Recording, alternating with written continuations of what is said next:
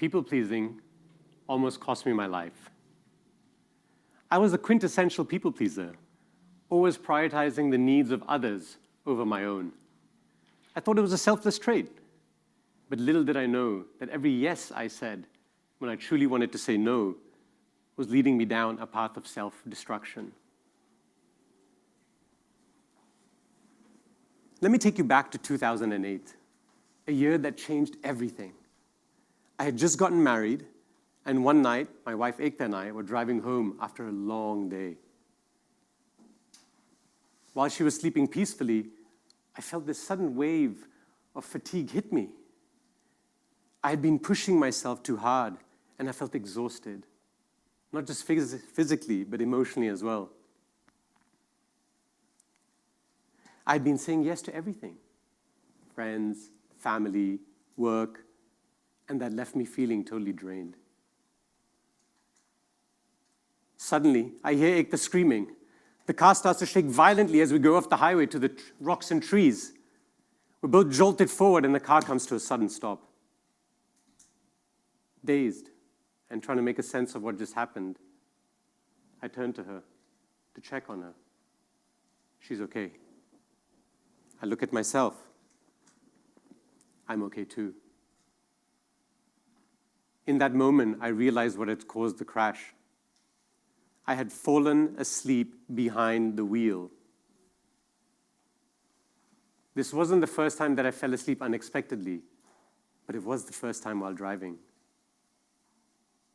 Truth be told, for over a decade, I had been battling with frequent energy dips, falling asleep at random moments, unable to keep my eyes open.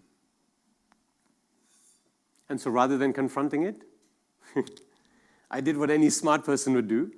I just ignored it and avoided driving at night. The truth was, this wasn't about being tired. For years, I had been saying yes when I wanted to say no, ignoring my own needs and pushing myself to the breaking point. Want me to help you move at 6 a.m. on a Sunday? Sure. Drive a friend of a friend of a friend to the airport at midnight? Absolutely. I'm sure I sound like a really nice guy, right? But on the surface, these yeses may seem harmless, but I wasn't saying yes because I wanted to. I said yes to avoid disappointing people, to avoid conflict, and to keep everyone around me happy. And I know I'm not alone in this. A 2022 YouGov poll found that nearly half of US adults, 49%, identify as people pleasers. While it's more common again amongst women, it's significant amongst men as well. Let that sink in for a moment. Nearly half of one of the world's largest populations lives under the daily strain of people-pleasing. Even if you don't identify as a people-pleaser, I invite you to think of a time when you said yes, when you wanted to say no. Perhaps it was out of obligation. Perhaps you smiled when you really wanted to share frustration. Or perhaps you ignored your own needs just to keep the other person happy. That feeling of discomfort, resentment, and going against who you truly are, that's not just people-pleasing, that's self-violence. It's going against your truth, your integrity, and your well-being. And that self-violence has a way of showing up in the body. Studies have shown strong links between people-pleasing and chronic stress, affecting sleep, immunity, mental health, and long-term well-being. So why do we say yes when our souls scream no? Upon reflection from my own past experiences, I came up with 3 major reasons why we go down this toxic path. The first one, craving for approval. We all want to feel loved and accepted, so we please others to gain their praise, their validation, their recognition. It often stems from childhood when meeting others' expectations earns us love or attention, reinforcing the need to seek approval at any cost. Second, societal and cultural pressures glorify self-sacrifice, painting people-pleasing as a virtue. In fact, in many cultures, they want you to put others first, but rarely do they question the toll it takes on your physical and mental health. And finally, for many of us, including myself, are the unhealed wounds from past experiences. We people-please as a way of protecting ourselves from the emotional scars of rejection, conflict, and abandonment. It becomes an unconscious coping strategy, a way of keeping us safe by avoiding discomfort, even if it means sacrificing our own needs. After the crash, I knew something had to change. People-pleasing is not who we are. It's a habit, and habits can be broken. So I made the conscious decision that I'm going to stop people-pleasing at the expense of my own well-being. I would much rather be disliked for who I truly am than be loved for a version of me that is not real. I became curious.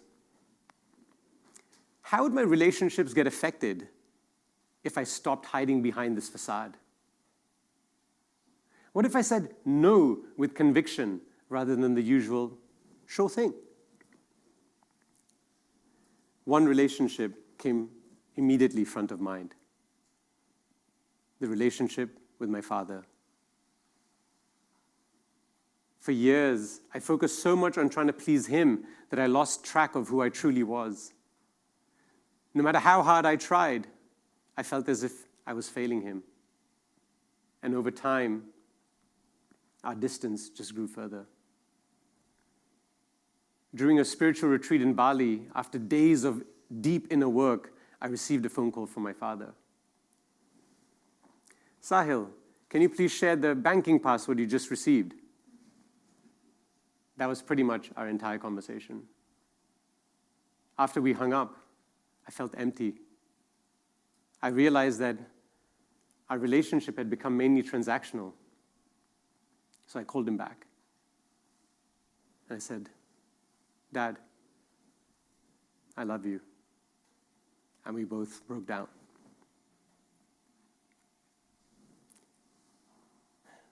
Now, my father's not very good at expressing emotions, but I was determined to rebuild our bond, this time with openness and honesty. I wanted to share my truth and make space for his as well. Fortunately, in the 15 months before his unexpected passing, our relationship was restored. People-pleasing had built this wall between us, but as I tore it down, I didn't just get my father back. I got peace knowing that we truly met before it was too late. After his passing, I started to embrace my truth more deeply, not just inwardly, but outwardly as well. I realized even my marriage had to evolve. My wife and I had built this life of late night with friends, shared feasts, and binge-watching TV. But as I leaned into my authenticity, these rituals started to shift.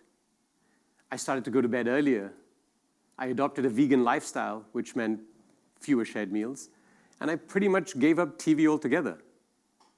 Honestly, looking back, I'm surprised she didn't just hand me a suitcase and say, good luck with your kale salads and early bedtimes. The exit's that way. I'm lucky she stuck by me.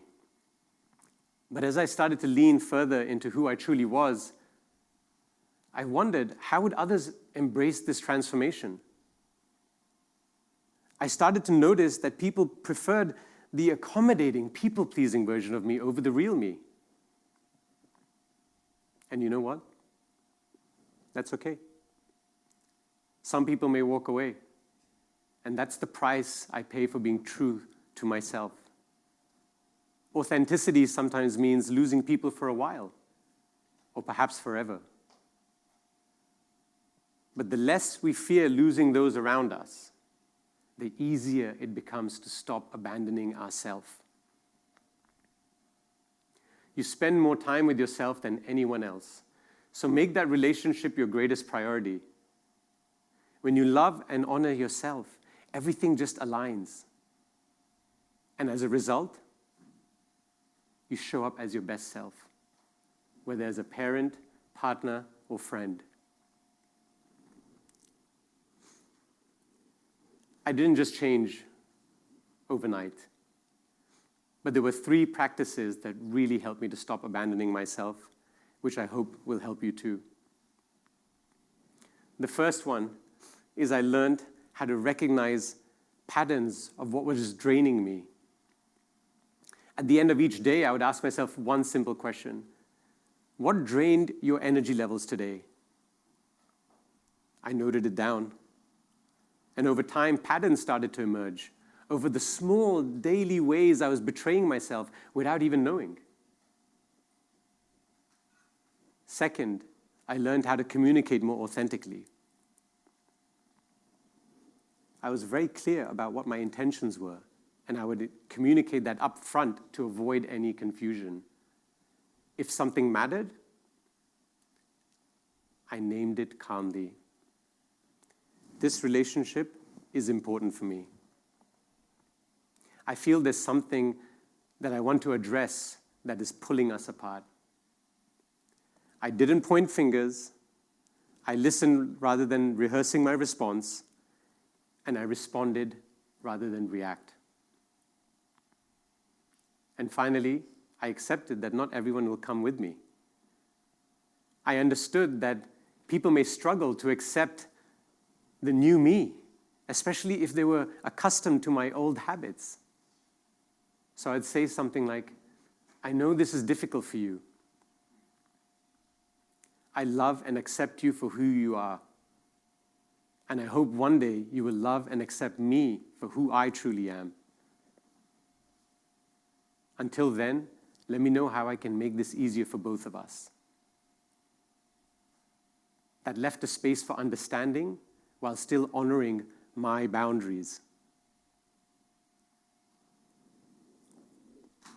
These steps may sound simple, but they're not easy. However, they changed everything. People-pleasing almost cost me my life and the relationship with my wife and my father. I had to learn the hard way that peace doesn't come from pleasing others. It comes when you stop abandoning yourself.